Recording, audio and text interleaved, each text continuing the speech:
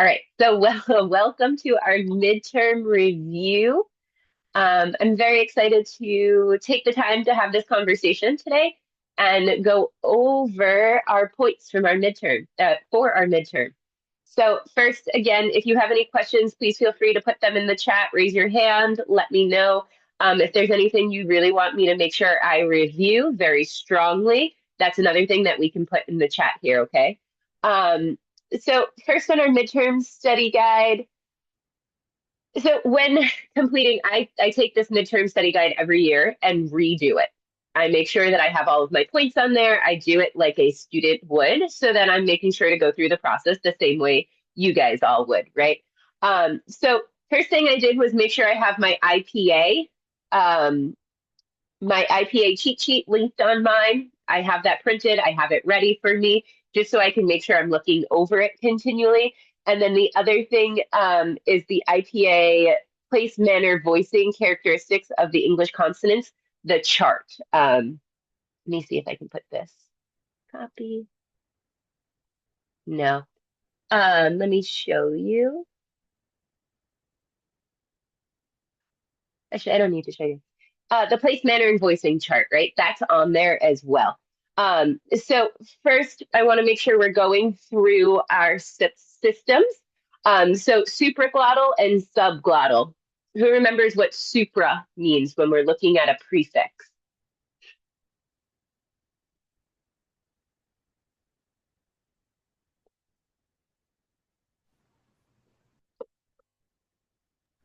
It's Above. Great job, above, Tanya. right? Yeah, yes, Anna. That's Tanya. It's above, right? So then if we're saying supraglottal, what is our glottis? Glottal area, glottis.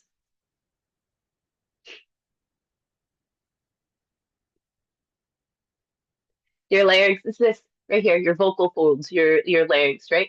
And that's going to be everything. So when we talk about supraglottal, everything above. Subglottal would be everything below. Okay. 1 second, my computer charger came out. Okay, supra above, sub below, right? And we're talking about our glottis when we're talking about that. Um, and then our larynx, our vocal folds, our glottis, right? So that's our vocabulary there in some of our anatomy. When we dive into our anatomy, we have to remember what's important, right? So this is where we start talking about place. Our anatomy is our place. So bilabial, mm, those are our bilabial, our lips too. So our lips are one of our articulators. We have our labial dental, right? Labial, lips, dental, teeth. That's your and so lips are an articulator, teeth are an articulator. Lingua dental, again, that's our tongue and our teeth. So that's between our teeth and right. So tongue is part of our articulators.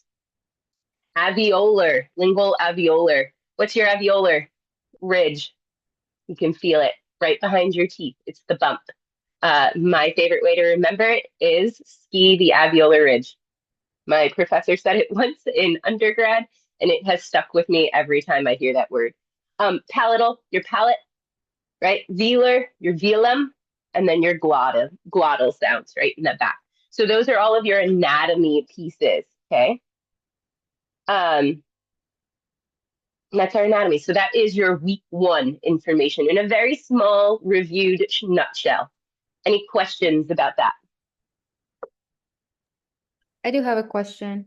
Mhm. So how it says review vocabulary, I just want to make sure that's what we just went over pretty much, right? Yeah, Okay. Okay. exactly. Know your lungs, know your trachea, know your diaphragm, your pharynx, oral cavity, nasal cavity, right? So everything above, everything below. And just knowing all of those words and which systems they relate to. Good question. Do we need to know anything about the cranial nerves? No, not well. It is a good idea to review all of the information available. However, the cranial nerves are not on the midterm study guide. I wasn't sure if that fell under anatomy, if that was like a trick. It is a little bit of an anatomy, right? But no, it's not something where we're quizzing you exactly on those nerves. I'm gonna let you know that's something that as you go, you'll end up looking up more often within your practice than always knowing exactly what they are. I know them and I remember them because I do this course. But previous to teaching, I definitely would have to look them up sometimes, those cranial nerves.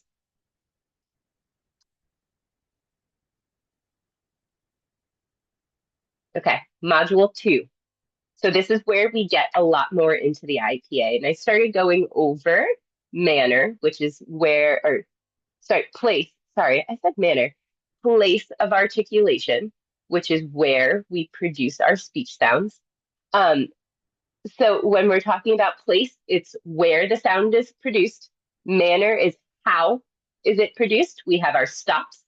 When we talk about a stop, this airflow does not continue. So examples of stops are b, d, g, and then a glottal stop is right? With those, remember, you can't hold on to the sound. That's what makes a stop a stop. If I try and hold on to a sound, I'm going to hold that that I make afterwards. Uh, the whole time. There's stops. You cannot continue those sounds. Nasals come out of your nose. I don't know if you can hear. I'm a little nasally today. M is one of our nasals. And and then our ng. Those are our nasal sounds, so we utilize our nasal cavity. Fricatives, these sounds go. They keep on going. So that's our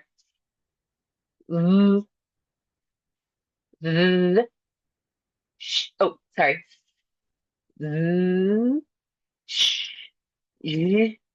And okay, these sounds we can hold. You can hold this for as long as you have air in your lungs.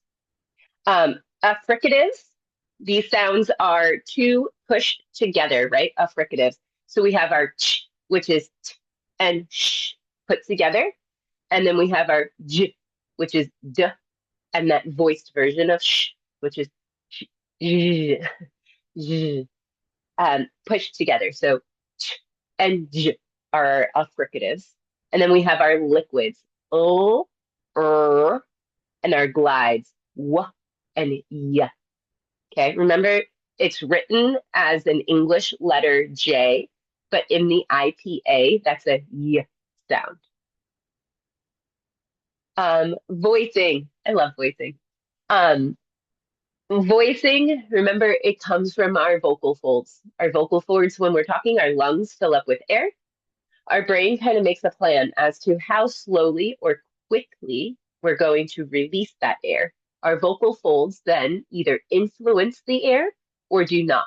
When they do not influence the air, it's called a voiceless sound. When they do influence the air, it's called a voiced sound. So my favorite ones to feel it with are you don't feel any vibration. And then you feel that vibration. You can kind of feel it tickle your tongue. Voiceless, voice on. So anytime that you're trying to figure out, is this sound a voice? Make it and then touch, right? Because it tells you automatically. That is place, manner, and voicing, all very important, right? Because later on, as we go, we learn more about those phonological processes, right? And there are problems with one of those a lot of the time. Characteristics of vowels. Oh, vowels. We have our low, our high, our mid, upper mid, front. You can have tense, unrounded. My biggest thing with vowels is making sure that you know what the symbol stands for with the examples. So if everybody takes a moment to pull up their IPA cheat sheet, I'd love to go down the line of all of your examples. Actually, I can show you my screen.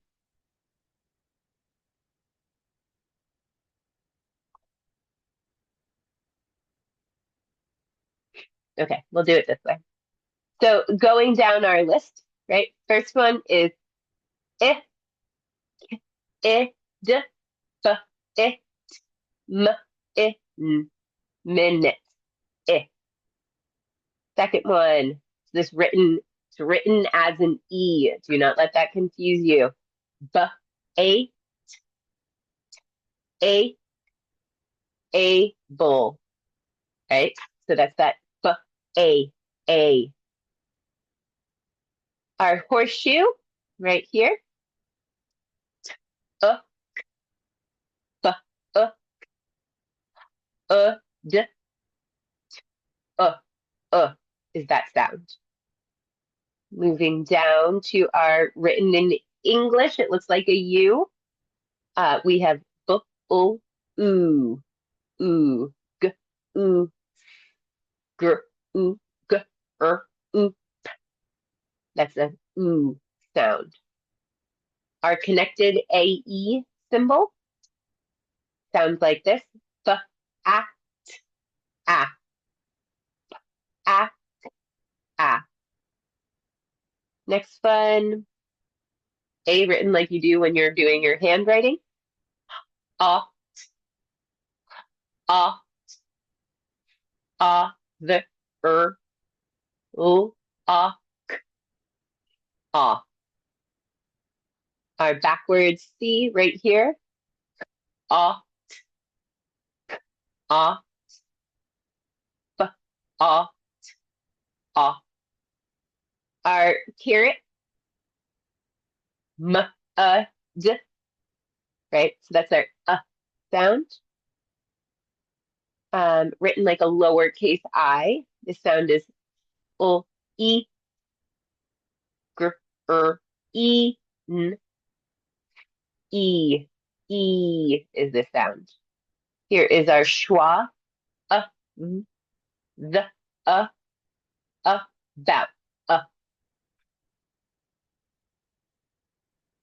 We have our backwards 3 looking symbol. B, e, e, dr, d, e, e, d, head. Next one, our one that looks like an O, A, B, O, O, O. And then we have our 2 sounds. So we have b, erd, and remember, this one is stressed, and this one is unstressed. These are ones that come with a vowel sound with them. Versus red, that R at the beginning. Then we have our diphthongs. I, oi, ow, you.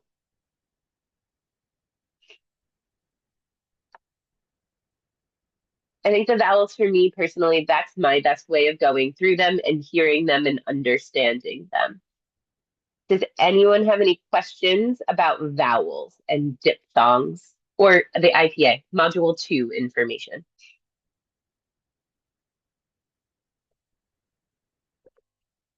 You should know what sounds the symbols make. You can use your flashcard. So, sorry, Brianna just posted in the chat. I'm so sorry. Should we know the sounds the symbols make? Yeah, you definitely should. You're going to need to. You're going to need to do IPA into English and then English into IPA as well. And I have some example questions that we'll do right now. Well, after questions. And I think that'll help you as well. Just kind of have a little bit of an idea of what it'll look like on the midterm.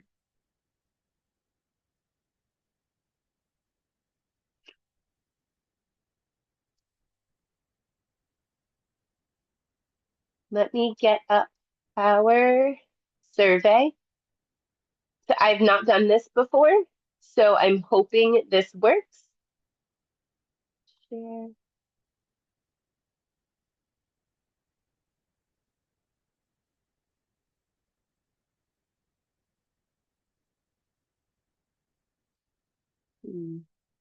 Okay, I can preview it, but is anyone very good at Zoom?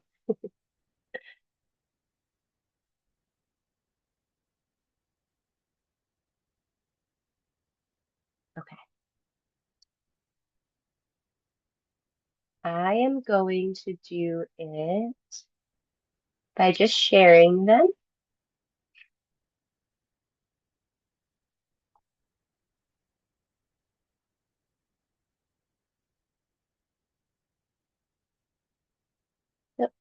That's the wrong one.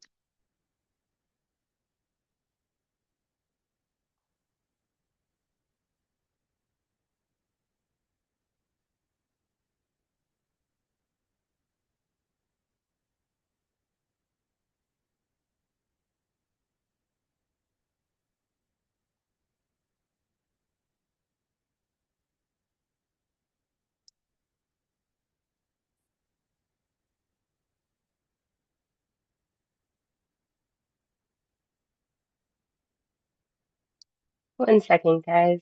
I apologize.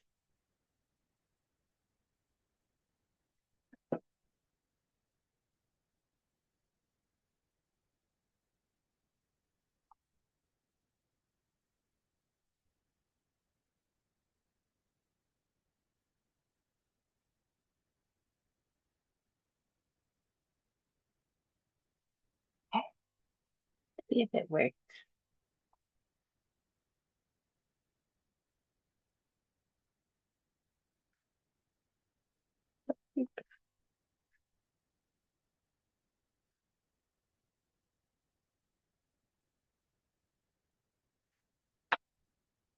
That's really disappointing.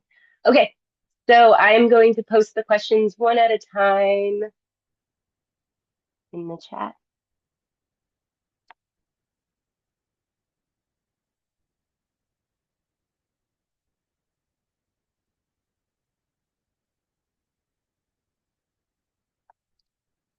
All right.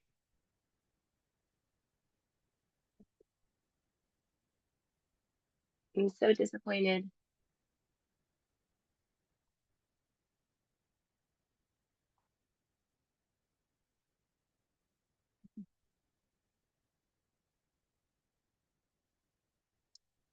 Okay, first question, I put it in the chat. The lungs, trachea, and diaphragm are part of which system?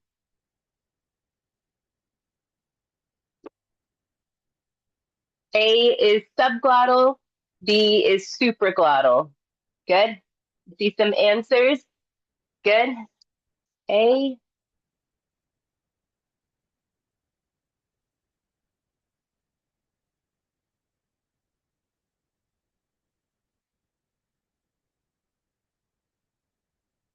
subglottal is correct. A. Good job.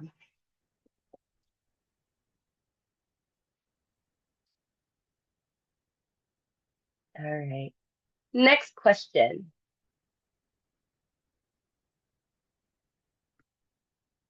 Okay, your options are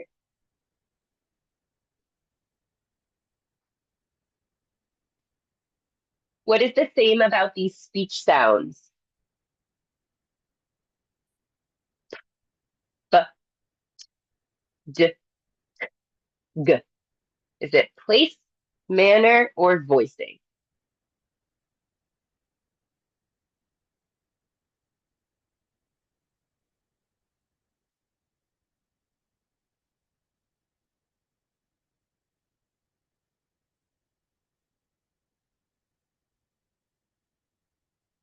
Manner. Great job. I see a lot of manner questions.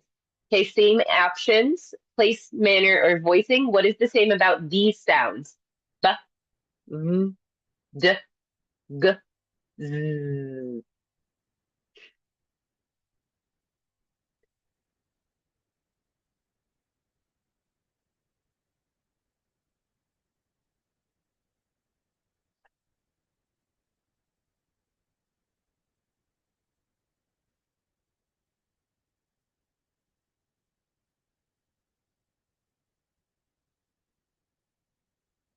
See some answers for voicing.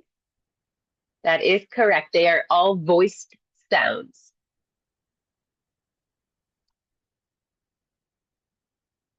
Next question. When identifying voicing, g is blank and k is blank.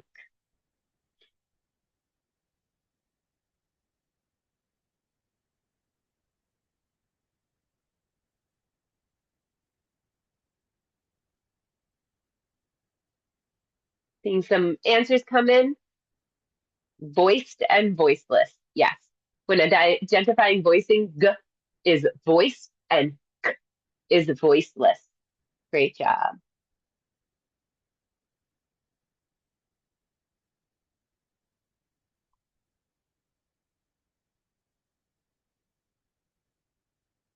Next question. What is the difference between t and s? Is it place, manner, or voicing?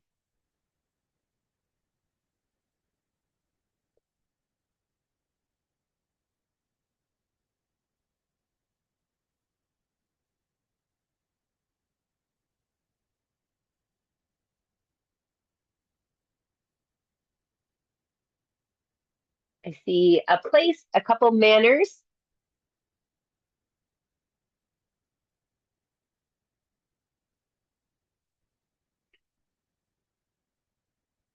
It is manner is different. Place is the same. They're both lingual alveolar sounds. Does that make sense?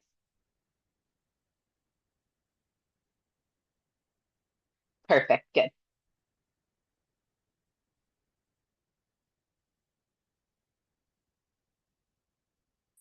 Okay. Next one.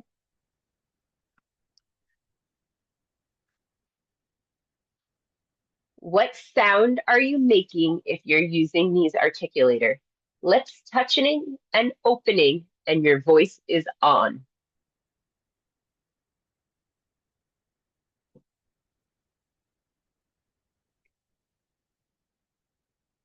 Lips are touching and opening, and your voice is on. It is a bilabial, but what sound specifically is it?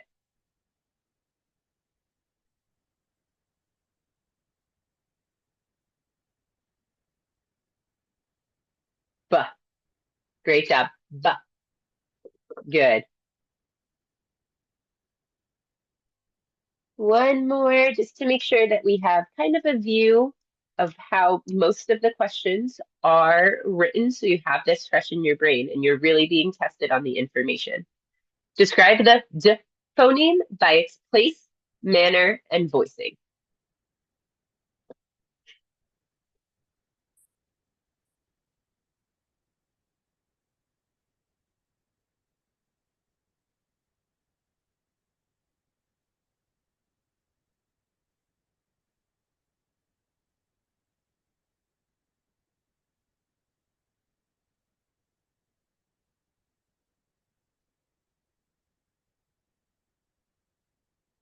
Let's see, does everyone agree?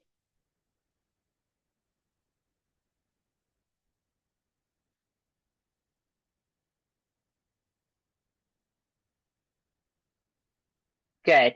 It's a voiced alveolar stop. An interdental stop, voiced, doesn't exist. Interdental tells me between the teeth, and there's no stopped version of that. So you're very close with that one, but it is an alveolar, a voiced alveolar stop.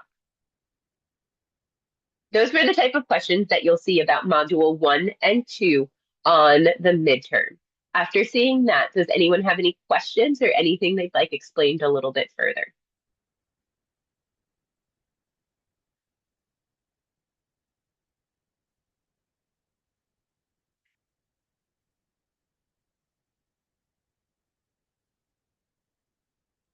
Great. Okay. So now we're getting into modules 3 and 4 on your study guide. Okay. If you didn't notice, there's not a lot of information on there, right? It's not asking for too much. This is where we start talking about the number of sounds in the word, and we really start applying that IPA. So recognizing English and IPA transcription for words given. We did a little bit of breaking out the sounds when I was looking at vowels and kind of said them out loud. For this part, I think it is best to dive right into the quiz portion. I'll give you some of the questions. We'll go through them, we'll explain them, and then afterwards, if anyone has any questions, I'll answer them. And Doreen, of course.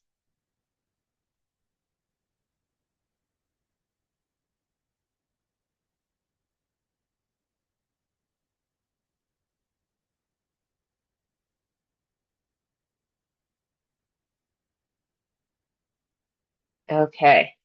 First one. How many sounds in the word choir?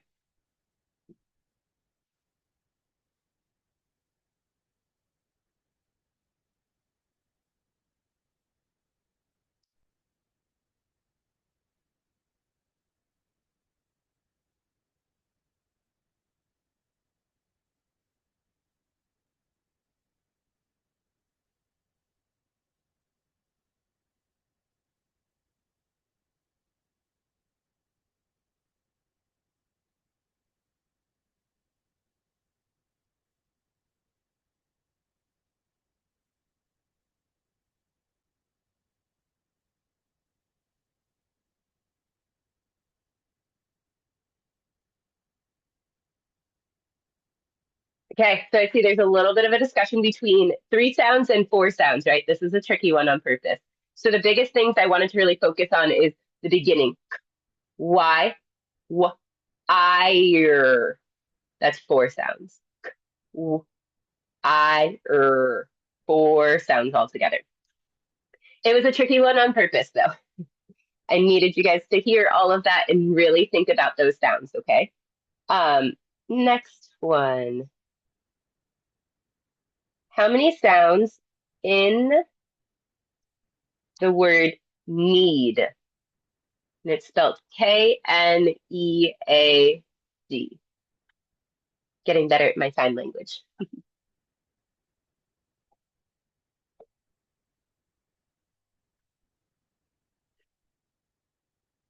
Seeing a bunch of threes. Good. This is a 3 sound. N-E-D. Great job. My Halloween one. How many sounds in the word ghost?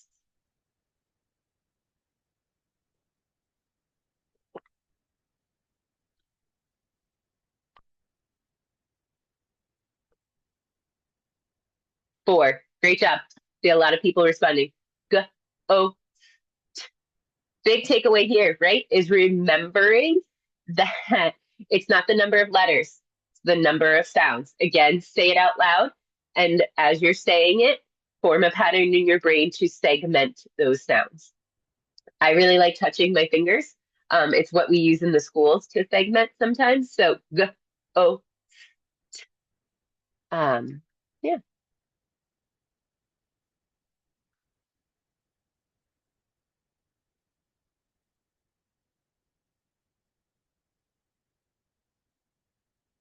Okay. I put your options so you can copy and paste them. What is the first sound in this word? Should.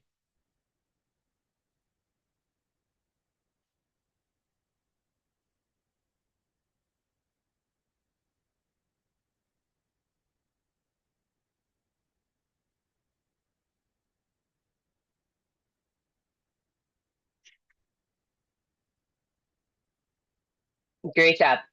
I see a lot of people using our squiggly guy. Put him in there. That is the correct answer. I want you to remember I put a tricky one in there on purpose. Um, if it's written with the lines and it's S and H next to each other, remember that is not sh. It's only sh when you're writing in English. When you're writing in IPA, it's different sound. Um,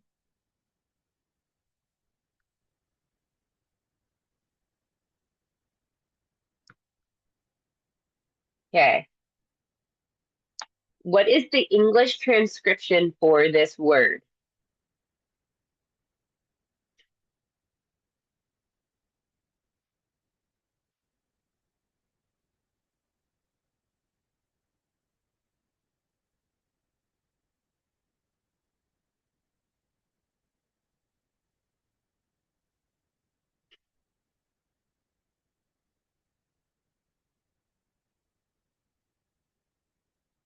Good. I see one person responded, bait is the answer. What is the English transcription of this word?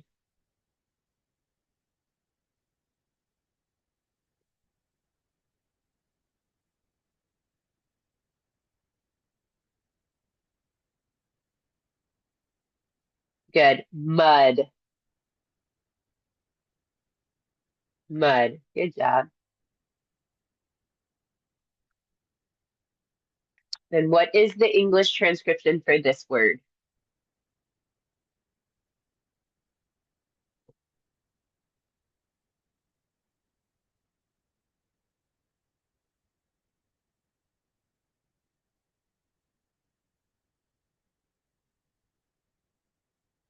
Boat.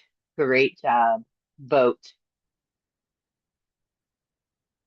Okay, so after going through that, we had to go from English into the IPA. We've had to go from the IPA into English. We've had to count out the number of sounds in words, and we've had to identify specific sounds that were targeted by the question. Does anyone have questions about that material? I have a question. Yeah. I'm more nervous about when we're taking the quiz is because how we're not allowed to talk. So I just get kind of like, where is the line of where I can sound out or make those sounds to count them and not get, in trouble for making sounds. Yeah, so I actually posted about this as well in one of our announcements. So you are not allowed to read the entire question out loud in a way that someone else, not on screen, would be able to answer the question. However, when you are doing phonetics, you do have to sound it out. So if you're sitting there, oh, oh, boat, boat, boat, I'm going to know that you are doing your work and you're sounding it out. When I watch the video, if I have to question, are you really answering the questions yourself? Are you reading them? Somehow getting this information from somewhere else. Does that make sense, Brianna? Yeah, that makes sense. And I read your announcement about it, but hearing you, it makes more sense. Thank you. Okay, good. Perfect. Good. I'm glad it makes sense. Um, it's phonetics. You have to sound it out. You have to feel it. You have to feel where it is in your mouth. So please do that.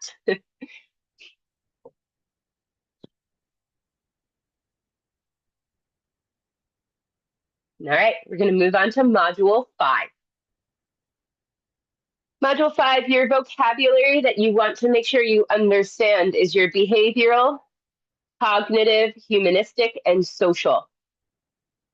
Who did each of those? That's very important for you. And then learning styles. When we talk about learning styles, global is we look at the big picture and then the details. Analytical is we use the details to build up to that bigger picture. Okay. Unfortunately, the quiz that I have made for this, really, I made it so cute. Um, and it's multiple choice and select the option, but it won't work out. So make sure you know that I can do it this way. Skinner, is he behavioral, cognitive, humanistic, or social?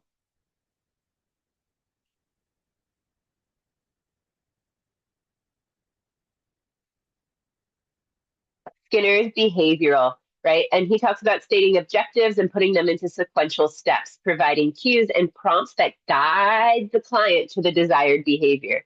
Use rewards or natural communication consequence to reinforce those behaviors. Okay, if we're going to talk about Maslow, what orientation are we looking at?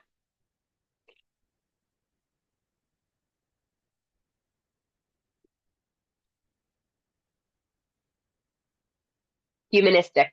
Great job. This is creating physical climates, Maslow, creating physical climates to meet clients' needs during intervention, maintaining a supportive emotional climate for the client, developing challenging and meaningful activities for your client's progress throughout therapy. Bandura.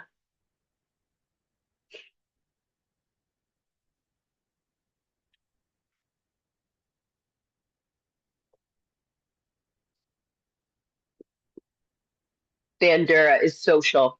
Great job. He talks about learning by watching others. Your techniques that he builds on are description, self-talk, parallel talk, expansions, build on what is produced, extensions for early childhood, intervention, and generalization. We were going to talk about Piaget. What orientation am I talking about?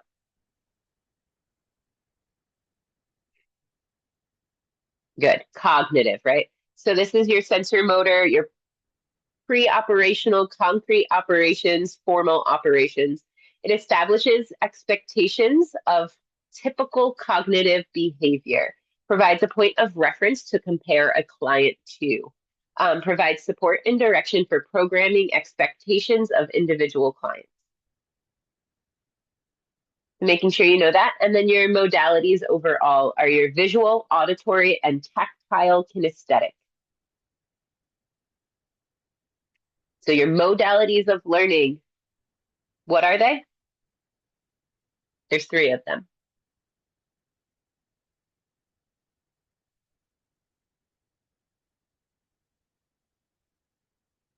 Great job, Tanya. Visual, auditory, and tactile. Okay, let's make sure we know all of that information as well. Any questions?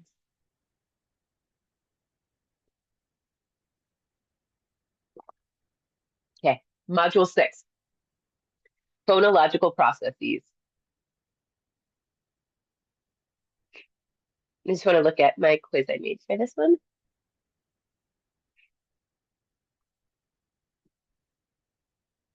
Okay, I would like to go through all of our different phonological processes. Then you have them fresh in your mind. It's important to know all of these. So phonological process, what is it? It is predictable errors in a child's speech. Cluster simplification is one of our more popular ones. It's when a child simplifies a consonant sequence by deleting one or more of the consonants. So saying steet for street or spaghetti instead of spaghetti. Remember, sh, ch, and are not consonant clusters, right? Don't get confused with your English spelling and your IPA here. So cluster simplification is when a child simplifies a consonant sequence, a consonant cluster.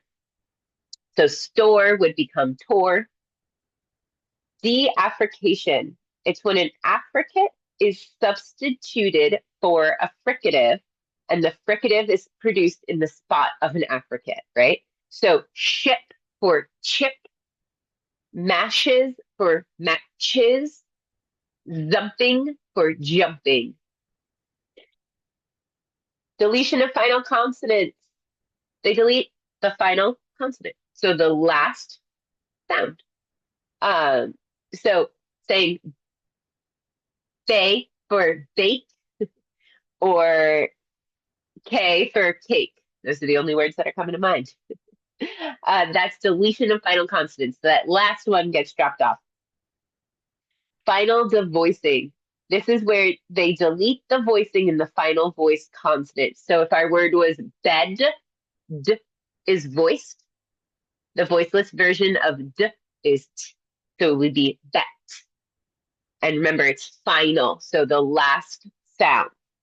On the reverse, we have initial voicing, which is when that first consonant gets voiced. So if the word is pop, it would be bop. So it's substituted for a voiced sound.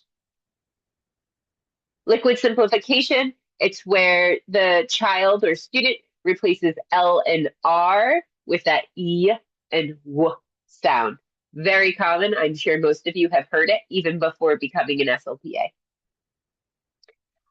Fronting, it's when you front a palatal or velar consonant, usually for an alveolar. So this would be cat for cat, dud for good, and tutti for cookie. Okay, so it's when that consonant gets moved to the front. Stopping is when a stop is used for in place of a fricative or an affricative. So dis for this, to for shoe. Syllable reduction is when a child produces a fewer number of syllables than what's in the target word. So my son's favorite word right now is nana, and it's his word for banana. Or you can say sketty. Nope. No, that one. banana becomes nana. It's usually 3-syllable moving to 2-syllable words. And the big question, I'm going to ask it, at what age should phonological processes be diminished and a child should be 100% intelligible to a stranger? Got some quick answers. 4, guys. 4. 4 is your age. By 4.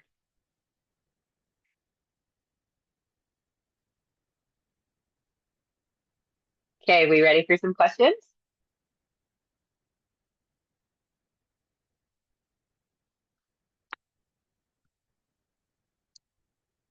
What is the difference between and b?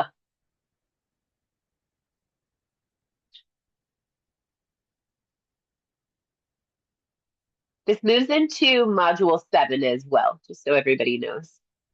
I think I put both of them kind of together. Good. Voicing, right? Voicing.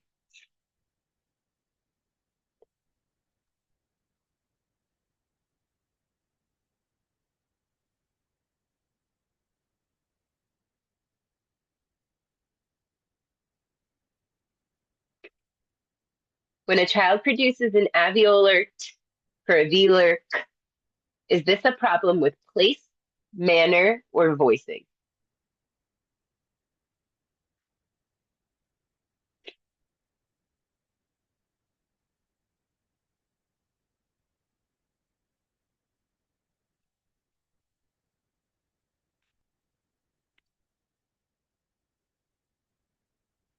Good, it's place. Both t and k are voiceless. Feel them when you do it. So we know it's not voicing. Then manner, I can't hold either of those, so I know they're both stops. So that leaves me place, right? What would you call that phonological process when a child produces an alveolar t for a velar k?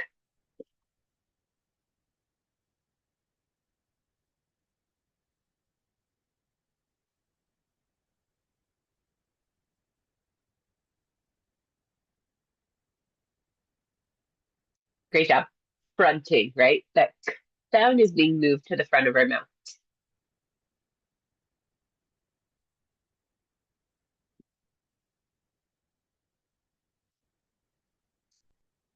When a child, oh, nope, wrong one. Sorry. Hold on. I did the same question twice.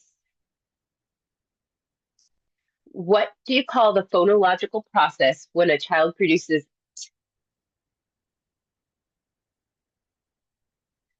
Christine? Okay, remember, it's what the kid or person is doing. So Christine commented, I always mix up fronting and backing. I get it. But think about, is this sound now in the front of my mouth? Okay, and then they moved it from the back to the front. Really make them to be able to see it, but it is a practice and just getting your brain, getting it in there. I know you can do it. What do you call a phonological process when a child produces t in place of a s?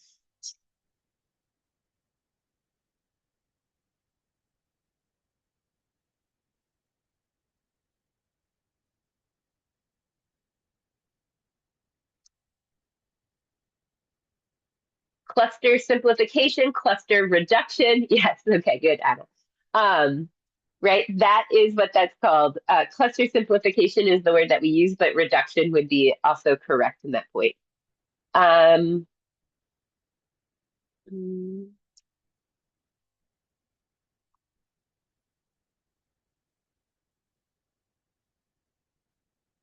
oh, 1 second.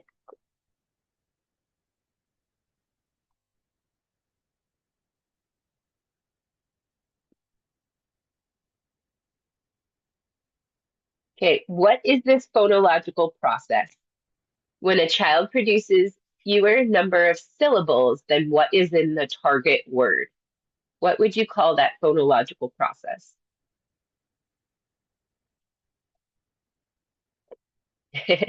There it is, Anna.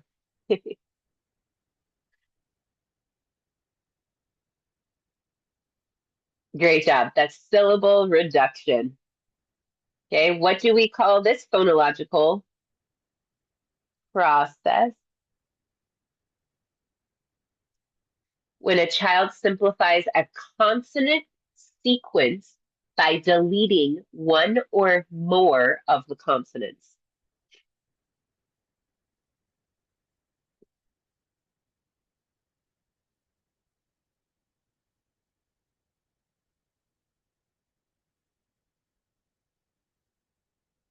Remember, we're simplifying the consonant sequence, so two consonants next to each other. What did I?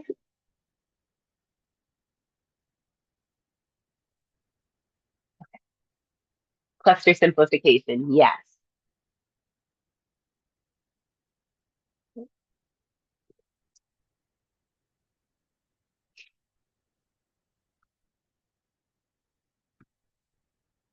Okay, what do you call this process when a child deletes the last sound in a word consistently?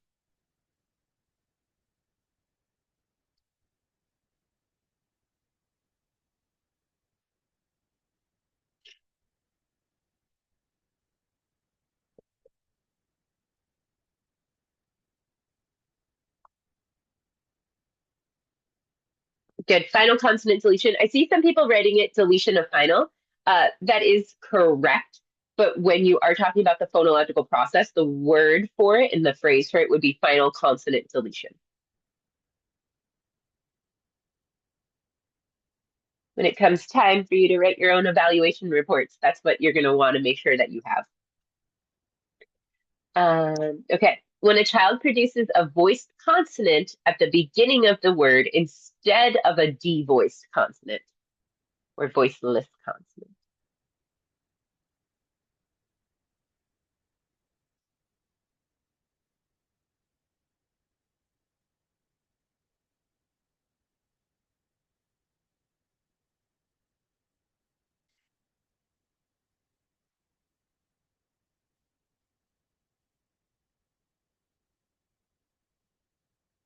Great job. Initial voicing.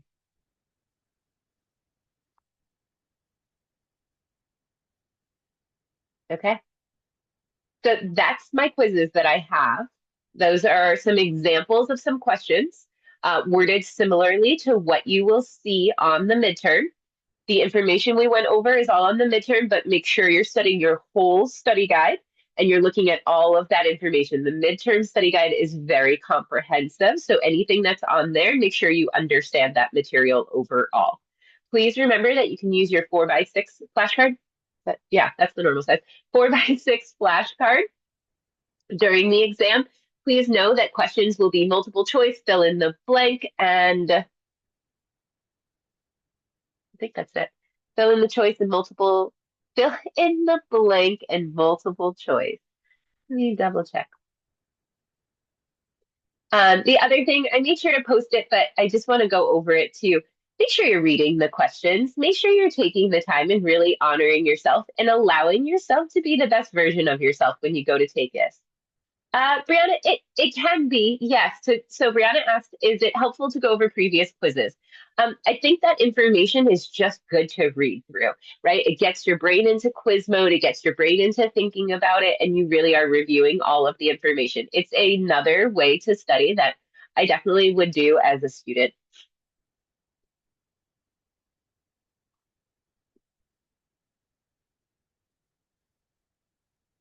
Multiple choice, fill in the blank, and true false questions. That's the part I keep forgetting. True voice, false questions are also on there. I put, make sure you're preparing. Because I think that's very important. It's something that we don't always remind ourselves. You're in an online class, so really think about if you were in an in-person class, you would get to class 10 minutes early and review your notes. Then you would go in and sit down and take a deep breath, right? And remind yourself that you can do it. Or maybe your friend is next to you and they'd be like, hey, you got this. We studied hard. So make sure you're creating an environment that's conducive to you doing your best and honoring the fact that you have worked hard and that you want to demonstrate that learning within a midterm. If you have any questions, please feel free to reach out. I'm here for them.